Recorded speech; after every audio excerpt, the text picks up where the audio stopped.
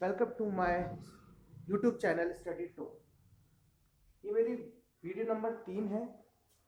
कल मैंने इस पे वीडियो बनाई थी कि कितने हमारे कॉन्स्टिट्यूशन में पार्ट्स हैं, पर वो वीडियो बहुत बड़ी हो गई थी जो कि यूट्यूब पे अपलोड होने में प्रॉब्लम आ रही थी। अब मैं इसको बड़ा समराइज, बड़ा शॉर्ट वे में बताऊंगा ताकि आपको सारे पार्ट्स एक सीक्वेंस में याद हो जाए, क्योंकि इस पे रिलेटेड क्वेश्चंस 2 या 3 क्वेश्चन आपको हर पेपर में एग्जाम में मिल जाते हैं। जैसे कि आपको पता है कि इंडियन कॉन्स्टिट्यूशन में टोटल पार्ट्स कितने हैं?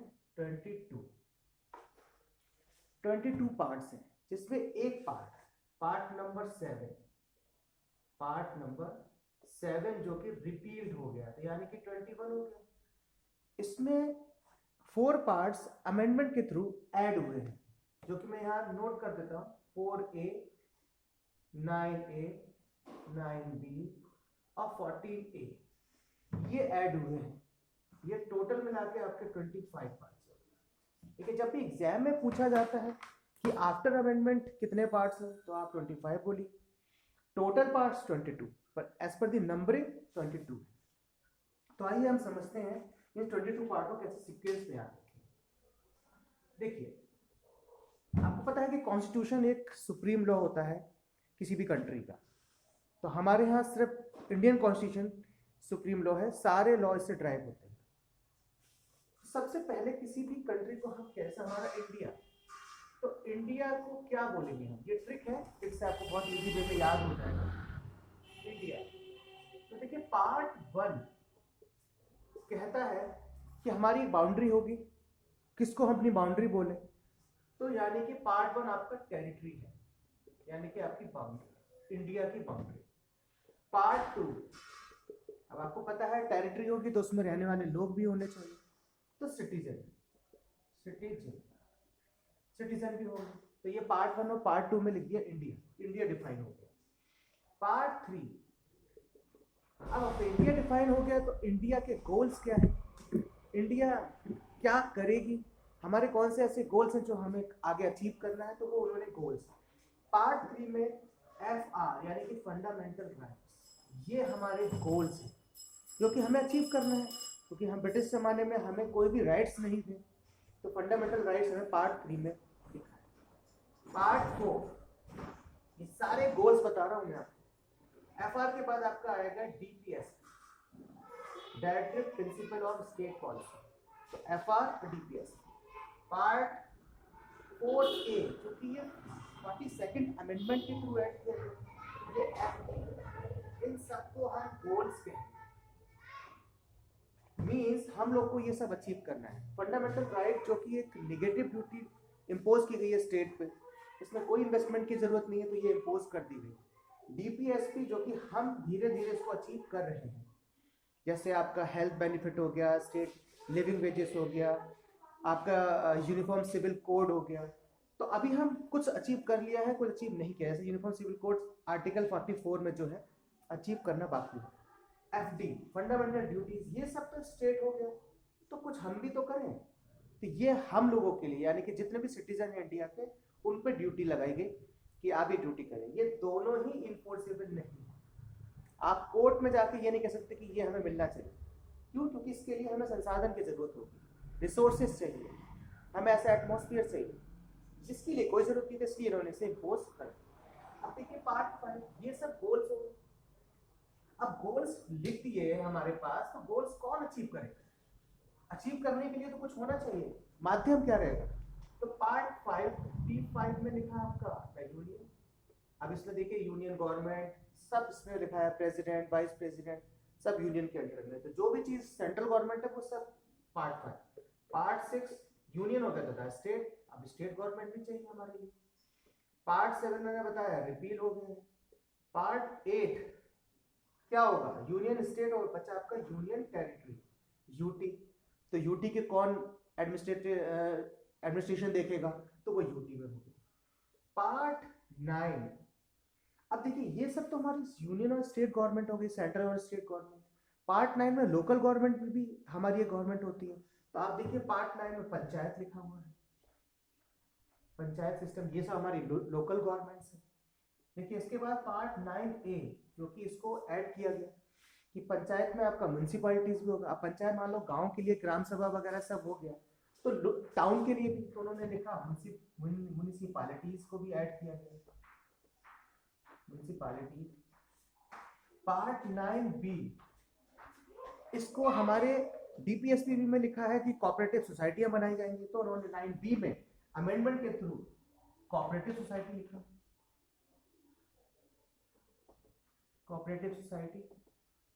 इट मींस ये सब इतनी सारे माध्यम हमें चाहिए उस गोल को अचीव करने के लिए जो पार्ट 3 टू पार्ट 4A तक ऐड किया हुआ है।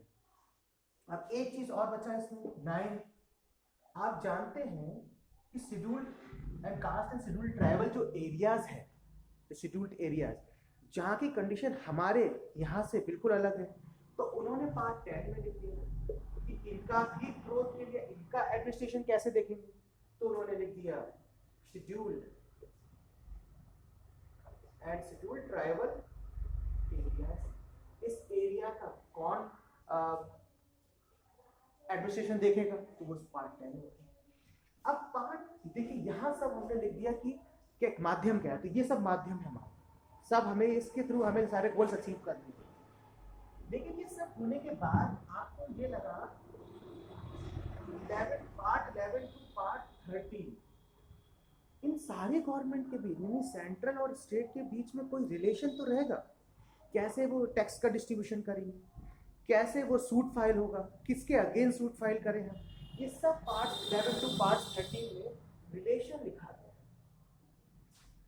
रिलेशन बिटवीन क्या, सेंट्रल एंड स्टेट गवर्नमेंट। अब स्टेट के अंदर ही सब पंचायत लोग सब इसके अंदर में आता है, तो सारा रिलेशन उन्होंने लिख दिया, जैसे जीएसटी वगैरह का टैक्स डिस्ट्रीब्यूशन वगैरह होता है। अब पार्ट 14 बताइए। पार्ट 14 जब रिलेशन लिख दिया, अब हमारे पास कोई सिस्टमेटिक हमारा वे भी चाहिए। अब पार्ट 14 में क्या होगा, सर्विसेज। सर्विसेज किसके अंडर में, सर्विस अंडर यूनियन और एंड स्टेट। तो आपने देखा होगा जितने भी यूपीएससी के एग्जाम्स वगैरह जो होते हैं वो ये जो कि यूनियन स्टेट के अंडर में वो सब यहाँ लिखा है, पब्लिक सर्विस का कमीशन सब यू कर। अब देखिए पार्ट 15 कितना क्लियर हो गया यहाँ तक। पार्ट 10 तक हमने देखा एडमिनिस्ट्रेशन, इन तीनों सबके बीच में रिलेशन, फिर देखा सर्विस अंडर कैसे यूनियन एंड स्टेट के कौन कौन सर्विसेज निकालेंगे, तो वो इसमें हो गया। पार्ट 15 ये सब लिख दिया, तो इसमें इसका इलेक्शन भी तो होगा, तो इनका इलेक्शन लिख दिया। पार्ट 15 में इलेक्शन कि कैसे हम इलेक्शन करेंगे। नेक्स्ट पार्ट 15 तक हमें याद है। पार्ट 16 मैंने बताया कि पार्ट 16 में स्पेशल प्रोविजन दिए गए हैं किसके लिए, एससी और एसटी के लिए। तो क्या कितना रिजर्वेशन, इलेक्शन हो गया, इलेक्शन के बाद कितना रिजर्वेशन दिया जाए एमपी एमएलएज में, तो उन्होंने यहाँ पे लिख दिया special provisions for SC and ST, schedule caste and schedule tribes. Part 17। अब पार्ट 17 में बताइए कि यहाँ तक हमने सब कुछ लिख दिया, तो क्या हमारी कोई भाषा नहीं होगी, तो उन्होंने यहाँ पे पार्ट 17 में ऑफिशियल लैंग्वेज लिख दिया, ऑफिशियल लैंग्वेज। पार्ट 18 अब भाषा अगर आपकी सही है, ये ट्रिक बता रहा हूँ, तब तक ठीक चल रहा है। जैसे ही आपकी लैंग्वेज खराब हुई तभी क्या लगेगी, इमरजेंसी। तो जितनी भी 3 टाइप्स ऑफ इमरजेंसीज है वो पार्ट 18 में ही लिखी हुई है, जो कि यहाँ तक है। पार्ट 19 में कितना इजी लिखा है, मिसलेनियस पार्ट छोड़ दिया है कि जो कहीं है तो मिसलेनियस में देख लीजिए। और यहाँ पे हाँ बहुत इंपॉर्टेंट, मिसलेनियस तो है ही, इंटरप्रिटेशन क्लॉज भी है यहाँ पे। लोग कहते हैं कि इंटरप्रिटेशन क्लॉज नहीं है, ये कई बार क्वेश्चन पूछा जाता है, क्योंकि इंटरप्रिटेशन क्लॉज भी है इसमें बहुत सारे डेफिनेशन दी हुई है, लास्ट में देखिएगा, बहुत इंपॉर्टेंट। पार्ट 20। अब बताइए पार्ट 19 में जब इंटरप्रिटेशन क्लॉज हो गया तो अपने कॉन्स्टिट्यूशन को हम अमेंड भी तो करेंगे। मान लो हमें कुछ जरूरत है, कुछ ऐड करना है, कुछ हमें इधर उधर करना है, रिमूव करना है, तो हमें पावर भी तो देनी चाहिए। तो पार्ट 20 में अमेंडमेंट की पावर दी गई। अमेंडमेंट लिखा है कि किस प्रकार इस संविधान को हम अमेंड कर सकते हैं, क्या प्रोसीजर होगा, तो वो हमें पार्ट 20 में लिखा है। तो यहां तक हमें पार्ट 20। अब बच्चे हमारे सिर्फ पार्ट 21 और पार्ट 22 देखिए। पार्ट 21 में आपको पता होगा कि हमारे पास कुछ टेम्परेरी प्रोविजन किए गए थे। मीन्स जब हमारा भारत का संविधान ये लागू हो गया कमेंसमेंट यानी कि 26 जनवरी 1950 को, उसके बाद हमारे इलेक्शन तो हुए ही नहीं थे। तो अगर हमें कोई जरूरत पड़ जाए अपने इस कॉन्स्टिट्यूशन को अमेंड करने के लिए तो किसको पावर दें, तो उन्होंने टेम्परेरी पावर इंटरिम पार्लियामेंट जो कि उस टाइम बनाई गई थी उन्हीं को ही पावर दे दी गई कि ये जब से लागू हुआ है तब से 5 साल के भीतर अमेंडमेंट पावर इनको दी जाती है। And temporary power and special provision. अब स्पेशल प्रोविजन क्या है, आपको पता है कि 552 रियासत थी, उनको सब हम मर्ज कर रहे थे इंडिया में। तो यहाँ पे देखिए आर्टिकल 370 भी इसी के अंदर आता है। जम्मू एंड कश्मीर को हमें विलय किया गया था इंडिया में। तो ये जब ये पावर था, स्पेशल प्रोविजन दिया गया, तो इन्हीं को पावर दे दी गई 21 में कि आप इसको मर्ज कर सकते हैं। 22 जो कि सबसे लास्ट है, बताइए 22 में क्या हो सकता है। 22 में संविधान का हम नाम द इंडियन कॉन्स्टिट्यूशन ही बोलेंगे, ये कहाँ लिखा है? ऐसा तो नहीं है कि हम हमारे 26 जनवरी मनाई जाती है तो हम उसको सोच के लिख देंगे, नहीं। 22 में ही इसका नेम क्लॉज है, नेम भी बताया गया है कि यहाँ पे कि भारत संविधान का नाम इंडियन कॉन्स्टिट्यूशन हम बोलेंगे। तो इस तरह से हम 22 पार्ट्स हमने याद कर लिए। एक चीज है इसमें पार्ट 14A जो कि मिस हो गया था। पार्ट 14A क्या है? ट्रिब्यूनल्स है। अब ट्रिब्यूनल्स क्या है? मींस जितने भी गवर्नमेंट सर्वेंट हैं, अब उनके बीच में डिस्प्यूट होगा तो कौन देखेगा? तो वो ट्रिब्यूनल्स है। तो यहाँ पे पार्ट 14 जो कि अमेंडमेंट से ऐड हुआ था तो ट्रिब्यूनल्स बनाए गए। तो जितने भी केसेस आएंगे वो ट्रिब्यूनल्स, क्योंकि अगर कोर्ट में जाएंगे तो बहुत टाइम लग सकता है, तो उन्होंने यहाँ पे ट्रिब्यूनल्स बनाया गया। तो देखिए जितने भी 5A, 9A, 9B ये 4 ही अमेंडमेंट हैं के थ्रू ऐड किए गए थे।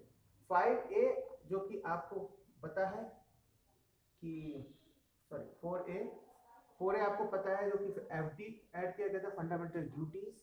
9A आपको पता है जो कि म्युनिसिपैलिटीज। 9B पता है कोऑपरेटिव सोसाइटी। और 14A ट्रिब्यूनल्स। तो इस प्रकार आपको 22 पार्ट यानी कि 4 अमेंडमेंट यानी कि 25 पार्ट्स आपको सीक्वेंस में याद होगा। ये याद रखिए, इसमें से डायरेक्ट क्वेश्चन पूछा जाता है। जैसे इलेक्शन किस पार्ट्स में है तो आप बता देंगे 15 में है। इमरजेंसी प्रोविजन कहाँ है? पार्ट 18 में है। अमेंडमेंट किस पार्ट्स में है? पार्ट 20 में है। ये डायरेक्ट क्वेश्चन पूछे जाते हैं। फंडामेंटल राइट्स किस पार्ट्स में है? पार्ट 3 में है। FD का बहुत जरूर पूछा जाता है कि फंडामेंटल ड्यूटीज किस पार्ट्स में है? तो पार्ट्स 4A में है। ये बहुत इंपॉर्टेंट है। अगर आपने इस वीडियो को 2-3 बार देखा, आपके 2 या 3 क्वेश्चन इसमें 100% श्योर सही हो जाएंगे। Thank you so much. और इसको आप देखिए और मुझे आप लोगों का प्यार मिल रहा है, आप लोग सब्सक्राइब कर रहे हैं, ऐड कर रहे हैं, शेयर कर रहे हैं। मुझे ऐसा लगता है कि ये आपकी नॉलेज बढ़ाएगा। इसको डाउनलोड कर लीजिए अपने यूट्यूब पे, ताकि आप इसको जब भी पेपर है उससे थोड़ी 2-4 मिनट पहले भी देख लेंगे तो आपको पार्ट वाइज याद हो जाएगा। Thank you so much.